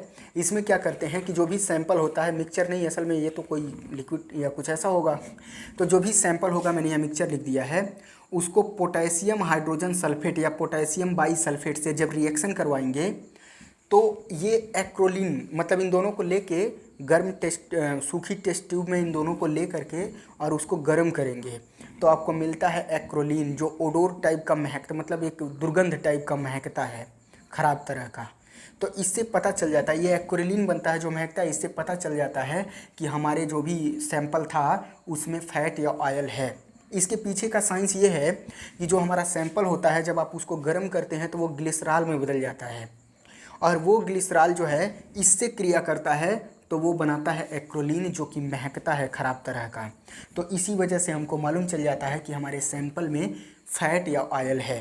तो ये एक तरीका था टेस्ट फॉर फैट के लिए। उसके बाद अगला बढ़ जाते हैं प्रोटीन के लिए और उसके बाद तब बात कर लेते हैं हम लोग अपने अगले टेस्ट की तरफ। नाम है, मतलब एक हेडिंग है, टेस्ट फॉर प्रोटीन। प्रोटीन के लिए कैसे हम टेस्ट करेंगे, जो भी हमारा सैंपल होगा उसमें, सैंपल क्या मतलब, मान लीजिए अंडे के एल्बुमिन जो होता है वाइट पार्ट, उसमें प्रोटीन होता है। तो उसको चेक करने के लिए हम क्या करते हैं, कई तरह का टेस्ट है लेकिन दो तरह का टेस्ट बहुत जाना पहचाना है, इसको लोग जानते हैं तो इसका नाम मैंने यहाँ लिखा है। एक है ब्यूरेट टेस्ट और एक है मिलन टेस्ट, ठीक है ना। तो ब्यूरेट टेस्ट की बात करें तो आप एल्बुमिन ले लीजिए और उसमें 10% NaOH विलयन और कॉपर सल्फेट मिला दीजिए, ठीक ना। ऐसा करने से अगर वो वायलेट कलर का हो जाता है तो इसका मतलब है कि उसमें प्रोटीन है, ठीक ना। ऐसा करने से अगर वो वायलेट कलर का हो जाता है तो इसका मतलब है कि उसमें प्रोटीन है और इस चीज़ को हम लोग बोलते हैं कौन सा टेस्ट, मिलन टेस्ट, ठीक ना। कॉपर सल्फेट मिला देंगे और जो है 5-7 बूंद और 10% मिला देंगे, ठीक ना। तो इसका मतलब है कि उसमें प्रोटीन है वायलेट कलर का अगर हो जाएगा तो। अगली बात करें मिलन टेस्ट की, तो मिलन टेस्ट जो है मिलन रिएजेंट से किया जाता है। अगर आप अंडे की एल्बुमिन ले करके उसमें मिलन रिएजेंट से रिएक्शन करवाते हैं तो आपको एक वाइट पीपीटी मिलता है और जब आप इसको गर्म कर देते हैं, बॉयल करते हैं, तो ये वाइट पीपीटी ईंटें जैसी लाल कलर में बदल जाता है, ब्रिक रेड कलर में कन्वर्ट हो जाता है। और इसका मतलब अगर मान लीजिए एल्बुमिन में मिलन रिएजेंट मिलाया और वाइट पीपीटी में वो बदल गया और उसको बॉयल किया तो ईंट जैसे लाल कलर में बदल गया, तो इसका मतलब उसमें प्रोटीन है। इसको बोलते हैं मिलन टेस्ट। क्या बोलते हैं, मिलन टेस्ट। तो बात करेंगे मिलन रिएजेंट होता क्या है। तो मिलन रिएजेंट बनाने के लिए 5 ग्राम HgNO3 और 5 gram HgNO3 whole twice 100 ml dilute HNO3 में मिलाएंगे तो आपका मिलन रिएजेंट बन जाएगा। तो ये बात थी मिलन रिएजेंट से प्रोटीन को ऐसे चेक करते हैं। अब इसके बाद जो हम बात करेंगे directly preparation of inorganic compound, जो कि बहुत बेहतरीन आपके काम लायक है, और उसके बाद हमारा ये सेशन ख़त्म होने वाला होगा। फाइनली बात करते हैं अपने ये लास्ट वाले प्रैक्टिकल के बारे में, जो कि है प्रिपरेशन ऑफ इनऑर्गेनिक कंपाउंड, यानी कि अकार्बनिक यौगिकों के निर्माण वाला, ठीक। इसमें आपको इस टॉपिक के अंतर्गत आपको 2 तरह के अकार्बनिक यौगिक बनाने हैं। एक का नाम है फेरस अमोनियम सल्फेट, जिसको हम मोहर सॉल्ट भी बोलते हैं, और एक का नाम है पोटेशियम एल्यूमिनियम सल्फेट, जिसको पोटास एलम बोलते हैं, जो फिटकिरी होता है। असल में फिटकिरी तो ये दोनों लोग हैं, कोई भी डबल सॉल्ट को हम फिटकरी बोल सकते हैं, एलम्स बोल सकते हैं। दो सॉल्ट को आपस में मिला करके गरम करके फिर क्रिस्टलाइज करके ठंडा करने से जो मिलता है उसी को बोलते हैं डबल सॉल्ट या फिर फिटकरी। तो मेनली जो घरों में फिटकरी यूज होती है वो यही होती है, पोटेशियम एल्यूमिनियम सल्फेट, पोटासिलम। और ये भी ऐसा ही है, लेकिन ये मतलब फिटकरी है साइंस की भाषा में, लेकिन ये फिटकरी ऐसे घरों में जो होता है वो ये नहीं होता है। तो ये फेरस अमोनियम सल्फेट है, मोहर सॉल्ट, इसको मोहर लवण कहते हैं, नाम सुना होगा आप लोगों ने। पोटेशियम एल्यूमिनियम सल्फेट है। मैं बात करूं इसको बनाने का, तो जैसा इसमें बताया है, लोग जब लिख रहे थे तो बार बार कह रहे थे सर इतना बड़ा है, ये चित्र भी बनाना है। तो ये सब सारी बातें बस आपको सिखाई गई हैं इसमें इमेज बना के। ये बहुत आसान है, कुछ करना नहीं है। मैं एक बार बता दूं पहले कि कैसे बनाना है, फिर इसके बाद इसको दिखाऊंगा, आप तुरंत समझ जाएंगे। पहली बात यह है कि आपको FeSO4 यानी कि फेरस अमोनियम सल्फेट है, तो आपको दोनों सल्फेट लेने हैं, दोनों सॉल्ट लेने हैं। FeSO4 लेना है 3.5 ग्राम और NH4 होल ट्वाइज SO4 यानी अमोनियम सल्फेट लेना है 1.7 ग्राम। अब आप कहेंगे कि ये कैसे ले रहे हैं आप, तो ये मैं ऐसे ले रहा हूँ कि जितना भी मैं अमोनियम सल्फेट लूँगा उसका 2.058 गुना ज़्यादा मैं फेरस सल्फेट लूँगा। अगर आप NH4 whole twice SO4 ammonium sulphate को अगर यहाँ पे 5 ग्राम लेते हैं तो इसी का 2.058 गुना आप FeSO4 फेरस सल्फेट को ले लीजिएगा। ये बुक में ये डाटा दिया था तो मैंने यही डाटा यहाँ पे लिख दिया है। और ये ठीक भी है ना, बहुत कम है ना बहुत ज़्यादा है, लेकिन आप इससे ज़्यादा अगर इसको 5 टाइम लेते हैं तो इतना गुना करके इसको ले लीजिएगा। इसको 5 ग्राम लेते हैं तो इसका इतना टाइम्स आप इसको ले लीजिएगा। तो ये दोनों ले लेना है। उसके बाद उसमें जो है 5 ml जो है डिस्टिलेड H2O यानी कि डिस्टिलेड वाटर मिला, वाटर तो हम डिस्टिलेड ही यूज करते हैं, तो उसमें 5 ml आपको पानी मिलाना है और 1 ml डाइल्यूट H2SO4 मिलाना है, सल्फ्यूरिक एसिड, तनु सल्फ्यूरिक एसिड मिला लेना है। उसके बाद दूसरे वाले में जो है दूसरे बीकर में 10 ml जल लेना है, H2O लेना है, वाटर लेना है और उसको 5 मिनट तक उसको गर्म कर देना है।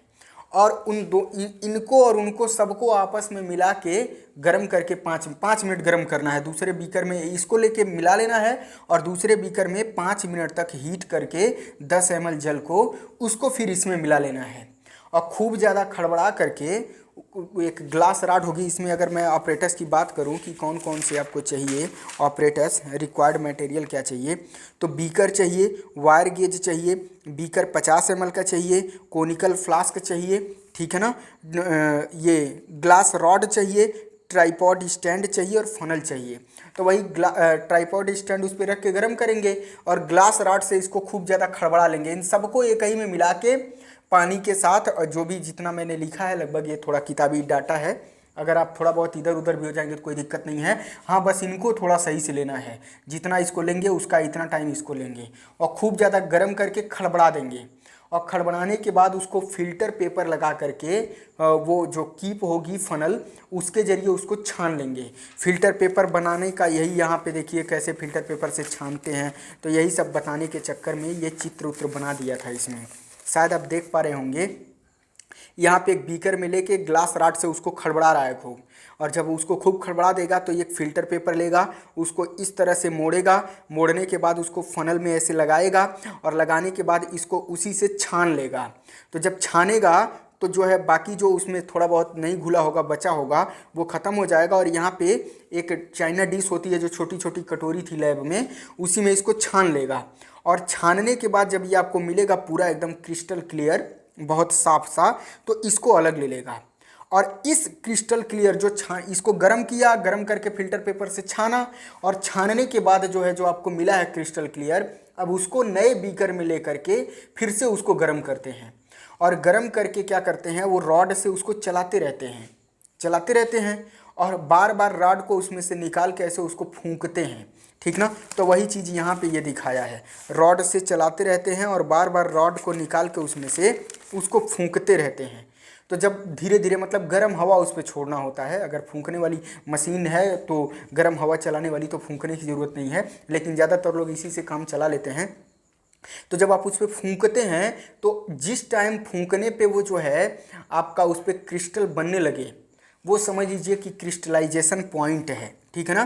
तो एक यहाँ पे चेकिंग द क्रिस्टलाइजेशन पॉइंट, ऐसे ही क्रिस्टलाइजेशन पॉइंट को चेक किया जाता है। जिस राड से खड़बड़ा रहे होंगे उसको निकालेंगे, फूंकेंगे, अगर उस पर थोड़ा थोड़ा क्रिस्टल बन रहा है छोटा छोटा, जैसे लग रहा है कि नमक का दाने जैसा ऐसा छोटा छोटा कुछ बन रहा है, तो इसका मतलब वो क्रिस्टलाइजेशन पॉइंट पे आ गया है। अब जो आपका सॉल्यूशन है, जो आप इससे गर्म करके छानने के बाद फिर से जो गर्म कर रहे थे, जिसमें राड डाल के आप चला रहे थे, तो जब आप उसको ऐसे फूंकेंगे उस पर क्रिस्टल दिखेगा, तो इसका मतलब वो क्रिस्टलाइजेशन पॉइंट पे आ गया है। तो जब वो क्रिस्टलाइजेशन पॉइंट पे आ जाएगा, तब उसके बाद हम उसमें से उसको, मतलब जो गर्म कर रहे थे उसमें से उसको हटा देंगे, और हटाने के बाद उसको ठंडा करने के लिए रख देंगे, या तो किसी जैसे पानी भर के ठंडा और उसमें उस बीकर को रख देंगे ताकि और ठंडा हो जाए, या फिर फ्रीजर है तो उसमें रख देंगे, या फिर जैसे भी उसको ठंडा कर पाएंगे। 1-2 घंटे तक ठंडा करने के बाद उस लिक्विड के अंदर जो है आपको क्रिस्टल मिल जाएंगे, फेरस अमोनियम सल्फेट के बने हुए, और उसके बाद उसको छान लेंगे। आप यहाँ देख पाएंगे कि उसमें क्रिस्टल बन जाएंगे, जो है cooling the hot concentrated solution, जो सॉल्यूशन रहेगा तब उसको कूल करने लगेंगे जब क्रिस्टलाइजेशन पॉइंट पे वो आ जाएगा तो। और उसके बाद जो है उसको ठंडा करेंगे, और ठंडा करने के बाद फाइनली उसमें जो ऊपर थोड़ा बहुत पानी होगा उसको ऐसे गिरा लेंगे, पसा लेंगे जो बोलते हैं, क्रिस्टल को छोड़ के बाकी पानी को गिरा लेंगे। तो जो बचा हुआ क्रिस्टल होगा वो आपको मिल जाएगा, फिल्टर पेपर से उसको सुखा लेंगे, तो फाइनली जो है सॉरी उसमें आपको क्रिस्टल मिल जाएगा। तो यही जो है इसको बनाने का फेरस अमोनियम सल्फेट को तरीका है।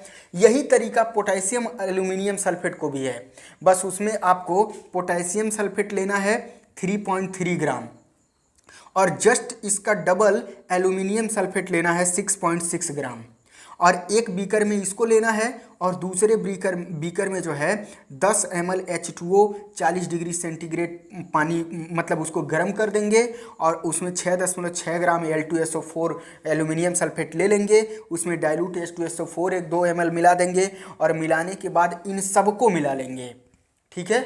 और मिलाने के बाद उसको खड़बड़ा के खूब ज़्यादा फिल्टर पेपर से इसको भी छान लेंगे।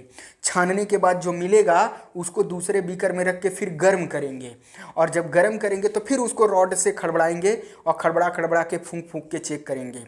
जिस टाइम पे उस पर क्रिस्टल बनने लगेगा उसी टाइम पे गर्म करना उसको बंद कर देंगे, और उतारेंगे उसको, और उसके बाद उसको ठंडा करेंगे। ठंडा करने 1-2 घंटा जब ठंडा करेंगे तो नीचे उसमें धीरे धीरे क्रिस्टल बनने लगेगा। क्रिस्टल बनने लगेगा तो उसको धीरे से पसा लेंगे, मतलब उसमें का वो जो एक्स्ट्रा पानी होगा ऊपर से उसको ऐसे गिरा लेंगे, और जो क्रिस्टल बच जाएंगे उनको बचा लेंगे, और उसको ऐसे सुखा लेंगे फिल्टर पेपर से, तो फाइनली आपको क्रिस्टल मिल जाएगा। तो ये तरीका है आपका इनऑर्गेनिक कंपाउंड में जो 2 कंपाउंड आपको बनाने हैं, फेरस अमोनियम सल्फेट और पोटेशियम एल्यूमिनियम सल्फेट को, इसको बनाने का। इतना आपके जो है अवतार वाले प्रैक्टिकल की बुक में दिया हुआ था, जो कि सारी बातें मैंने बताई, और जैसे जैसे दिया हुआ था वैसे ही बताया। इसको और बेहतरीन तरीके से बताया जा सकता है, जैसे पिछला जो मैंने बताया टेस्ट वोस्ट वाला और ये रेडिकल्स वाला, उसमें रिएक्शन लिख लिख के बताया जा सकता है कि ऐसे होता है तो क्यों होता है, ये रिएक्शन होती है इसलिए होता है ऐसा। लेकिन उतने भर का टाइम नहीं है, आज पूरा दिन मेरा इसी में लग गया, दोपहर से ही मैं लगा हुआ हूँ, तो इसीलिए मैं वो सब नहीं कर रहा हूँ, और उन सब चीज़ों की आपको ज़रूरत भी नहीं है। आप अपना पूरा प्रैक्टिकल जो कॉपी में लिखा, देखिए कितना छोटा है, अब तो मैंने इसको वीडियो में भी बना दिया पूरा, सबको एक ही में कन्वर्ट करके अपलोड कर दूंगा। यहाँ से देख के याद करिए, चाहे कॉपी में लिखा है वैसे याद करिए, चाहे जैसे मन करे टूटा फूटा याद कर लीजिए। कॉपी लिखना आपके लिए इम्पॉर्टेंट होगा सबसे ज़्यादा। जब वहाँ पे प्रैक्टिकल होगा तो आप अगर कॉपी अपना लिख के रख देंगे पूरा तो बहुत अच्छा है, और नहीं तो टूटा फूटा लिखिए, और डरिए नहीं कि अरे याद करना है तो कैसे याद होगा, कैसे क्या होगा। ऐसे ही पढ़िए उड़िए तो याद हो जाएगा धीरे धीरे। तरीका वरीका सीखिए उसमें कैसे क्या करते हैं, मतलब मेहनत करिए थोड़ा, लेकिन डरने की ज़रूरत नहीं है। नहीं भी याद होगा तो भी डरने की ज़रूरत नहीं है, उसका टेंशन नहीं लेना देना है। सब जैसे बीता है वैसे ये भी बीत जाएगा। और जो है और क्या करना है, हाँ तो यही काम करना है। बाकी अपना जो चार्ट पेपर पे बनाया उसको तैयारी कर लीजिए, और जो है कॉपी कंप्लीट कर लीजिए। कॉपी को दिखा के और चार्ट पेपर को दिखा के रिकॉर्ड उकार्ड अगर चेक करेंगे तब सब ऐसा होगा, और अगर ऐसा कुछ हुआ ही नहीं तब तो और अच्छी बात है, ऐसा करिएगा। देखते हैं क्या होता है, अच्छे से हो जाए प्रैक्टिकल। मैं भी सोच रहा हूँ, ज़्यादा लैब में सामान नहीं था इसीलिए प्रैक्टिकल हो नहीं पाया।